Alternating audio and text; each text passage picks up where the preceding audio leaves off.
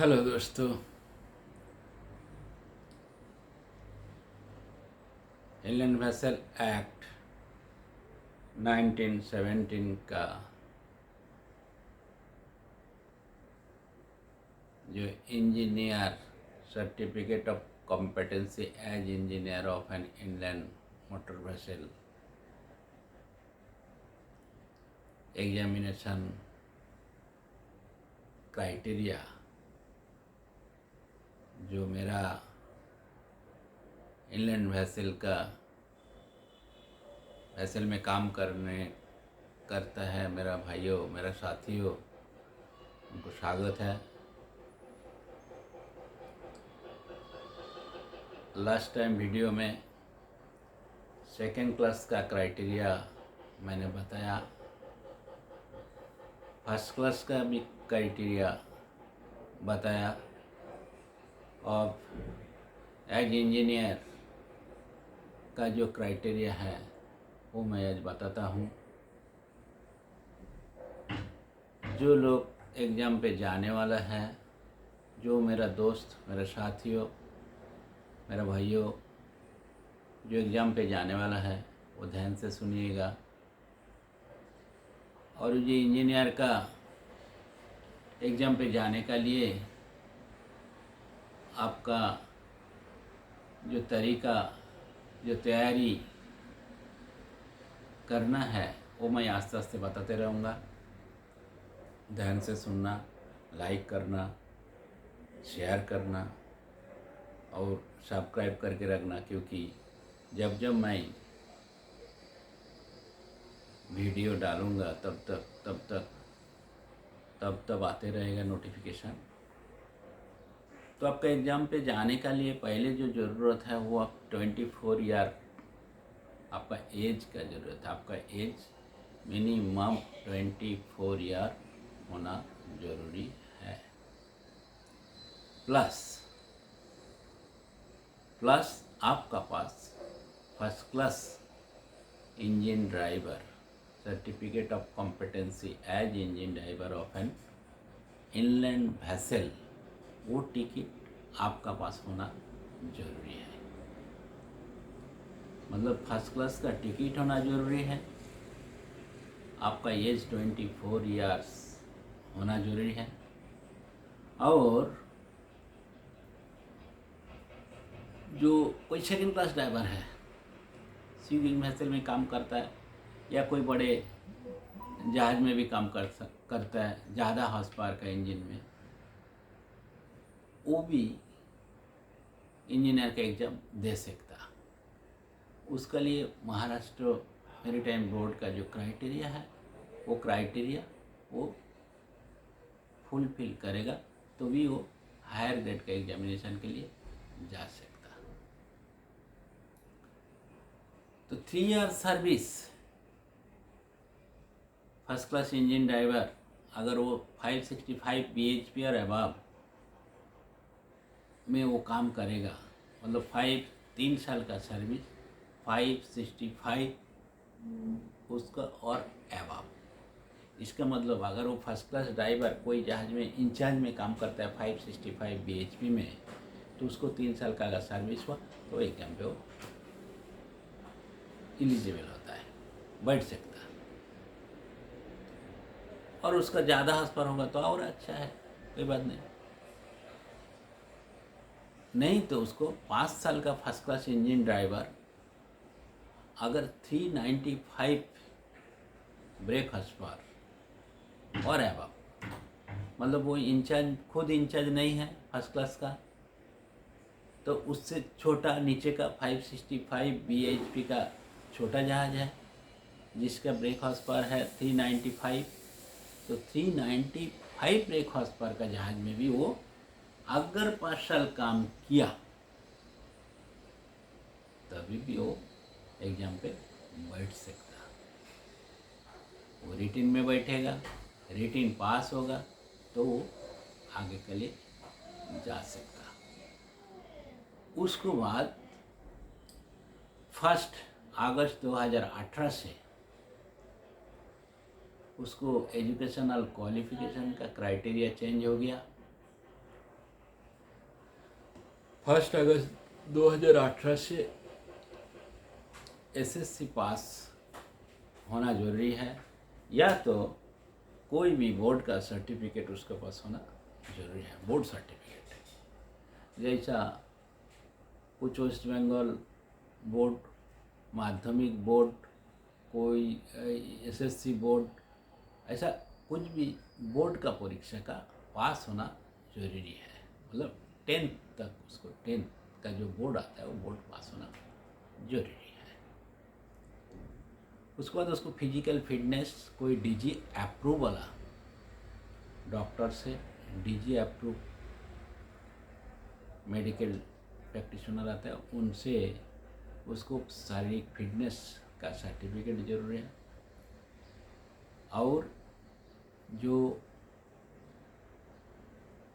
STCW course जो आता है सेफ्टी कोर्स, वो सेफ्टी कोर्स STCW 10 का, जो मनीला अमेंडमेंट 10, वो 10 का STCW 10 का सेफ्टी कोर्स जरूरी है, तो वो एग्ज़ाम का लिए एलिजिबल होता है। एग्ज़ाम का लिए एलिजिबल मतलब वो रिटन एग्ज़ाम का लिए एलिजिबल होएगा। सर्विस प्लस कोर्स प्लस जो सर्टिफिकेट है डॉक्टर का वगैरह जो कुछ है वो जमा करने के बाद वो एलिजिबल होता है। अब वो सर्टिफिकेट कौन सा है?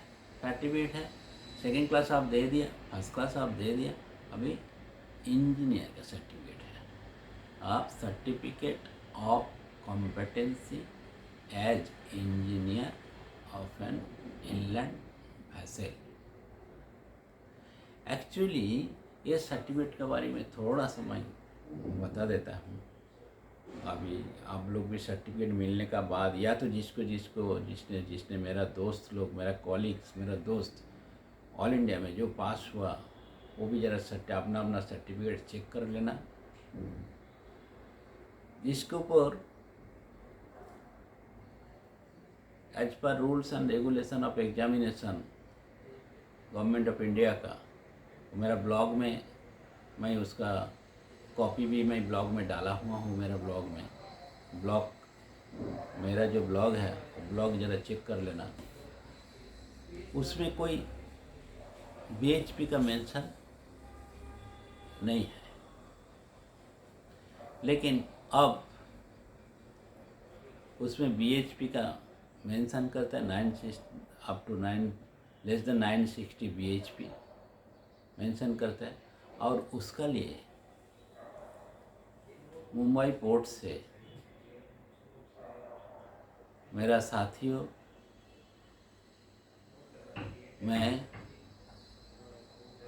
हम लोग कोशिश किया MMD में, पहले जब एग्ज़ाम MMD होता था, MMD में कोशिश किया। इंजीनियर नायर साहब था MMD का officer examiner and chief surveyor. Nair साहब का पास मैं और मेरा एक कॉलीग्स मिस्टर HS शोलकर करके इंजीनियर है, हम लोग दोनों गया, उनको पास पूरा अपना निवेदन दिया। हम लोग RTI किया, होम डिपार्टमेंट महाराष्ट्र गवर्नमेंट में RTI किया। महाराष्ट्र गवर्नमेंट भी बाद में जवाब दिया, लेकिन उसमें कुछ सुधारण नहीं किया। तो हम लोग ये भी बताया कि जो रूल्स एंड रेगुलेशन का मुताबिक जो engineer certificate of competency as engineer है, वो exam inland vessel act section 25B का तहत एग्ज़ाम होता है। Section 25 inland vessel act 1917 25B का तहत एग्ज़ाम होता है, और 25A में मास्टर का एग्ज़ाम होता है। 25B में certificate of competency as engineer का एग्ज़ाम होता है, जिसमें हॉर्स पावर का कुछ मेंशन नहीं है। वो सेक्शन 25 उसको बाद अमेंडमेंट में हुआ है। अमेंडमेंट में डायरेक्ट लिखा है जो 565 और एवब का कुछ मेंशन नहीं है। जो गोवा से भी, जो एमएमडी का मुंबई से भी एक लेटर दिया था, जो लेटर में मेंशन किया था 565 और एबब का कुछ मेंशन नहीं किया था बीएचपी का। लेकिन बाद में 960 बीएचपी चलाने का अथॉरिटी का ये चालू किया एमएमबी से। जब से हार्ड कवर देने लगा या तो अथॉरिटी ब्लू चिट देने लगा, तब लिखने लगा कि 960 बीएचपी। इसका बाद महाराष्ट्र मेरीटाइम बोर्ड में भी हम लोग, मुंबई पोर्ट में जितना मेरा कॉलीग्स हैं, निवेदन दिया सबका सिग्नेचर लेके। लेकिन उसको बाद वो लोग जवाब नहीं दिया बराबर। आरटीआई करने के बाद जवाब आया, ठीक है हम लोग सुधारण के लिए कोशिश करेगा। जब कोशिश नहीं किया तब गवर्नमेंट ऑफ इंडिया का जो इनलैंड वाटरवेज, वहाँ पे आरटीआई किया। वहाँ पे आरटीआई करने का बाद वो बोला अभी का जो कुछ आईवी एक्ट का सुधारण हो रहा है, तो उसमें हम लोग सब ले रहा है 4 बजे से इनपुट, तो उसमें हम लोग सुधारण करेगा। लेकिन अब तक सुधारण नहीं है। अब तक आप लोग का जिसका पास सर्टिफिकेट है, आप भी आपका सर्टिफिकेट देख सकता, और वो सर्टिफिकेट में लिखा हुआ है 960 बीएचपी चलाने का अथॉरिटी। मेरा कहने का मतलब ये है, अगर 960 बीएचपी आपको चलाने का अथॉरिटी है, तो अगर 1000 हॉर्स पावर और उसको आगे बीएचपी होएगा और वो इनलैंड में रजिस्ट्रेशन होएगा वो जहाज का, तो वो कौन चलाएगा? इनलैंड इंजीनियर चलाएगा। तो इनलैंड इंजीनियर वो कैसा चलाएगा? जिसका 960 बीएचपी के चलाने का अथॉरिटी है, तो वो कैसा 1000 हॉर्स पावर का जहाज चलाएगा? इसलिए भाइयों, मेरा मित्रों, मेरा दोस्तों, आप लोगों को अनुरोध भी है कि आप लोगों भी आरटीआई करना, राइट टू इन्फॉर्मेशन में इसका खोज लेना। ये क्यों है? क्योंकि मेरा ब्लॉग में भी मैं सर्टिफिकेट का कॉपी दिया है ऑलरेडी, जिसमें कुछ मेंशन नहीं है। क्योंकि ये एमएमबी में और ये सीफेयर ट्रस्ट में एग्ज़ाम होने का पहले की जो सर्टिफिकेट का कॉपी है, वो कॉपी आप लोग को दिया हुआ है। मेरा ब्लॉग है, वो ब्लॉग में दिया हुआ है।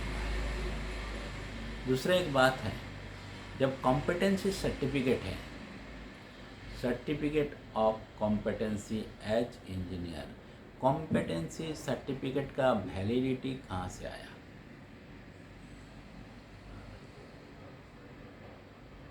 सोचने वाली बात यह है कि वैलिडिटी क्या, ये एक मोबाइल है, रिचार्ज करने का सिस्टम है। वैलिडिटी ख़त्म हो गया तो रिचार्ज कर लो, ऐसा नहीं है। नहीं, ऐसा तो नहीं है। तो इसको वैलिडिटी कहाँ से है? तो उसमें सर्टिफिकेट में लिखा है, देखो सर्टिफिकेट का 5 साल का वैलिडिटी है।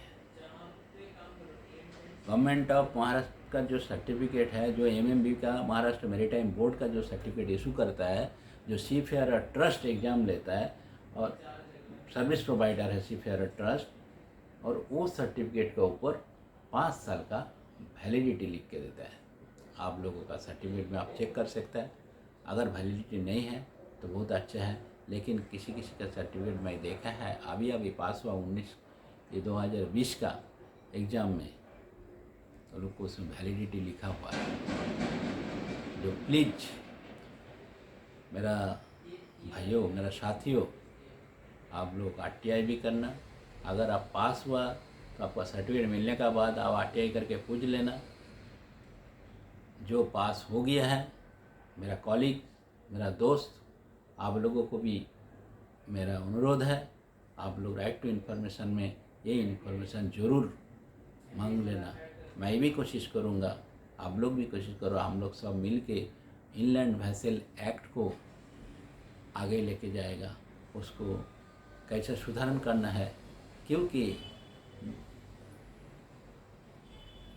1 of 1917 जो एक्ट है तब से आज तक हम लोग को जो बीएचपी है वो बीएचपी का कुछ सुधारण नहीं हुआ।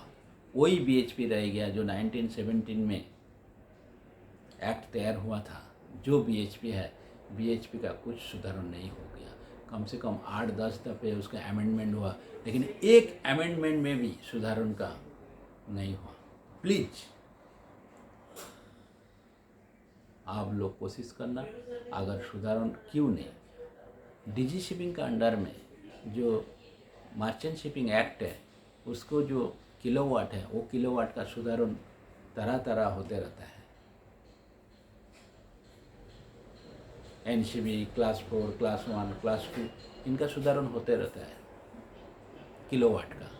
उसमें बीएचपी नहीं रहता है, किलोवाट होता है। इतना किलोवाट इंजन ऑपरेट करने का अथॉरिटी है, इंचार्ज में काम कर सकता है। लेकिन ब्रेक हॉर्स पावर जो इनलैंड वेसल में है इसका सुधारण कुछ नहीं हो रहा है। तो आज मैं इतना ही आप लोगों को बताता है। आगे का वीडियो ज़रूर देखना और आगे आप लोग भी कोशिश करना इसको सुधारण करने के लिए। Thank you.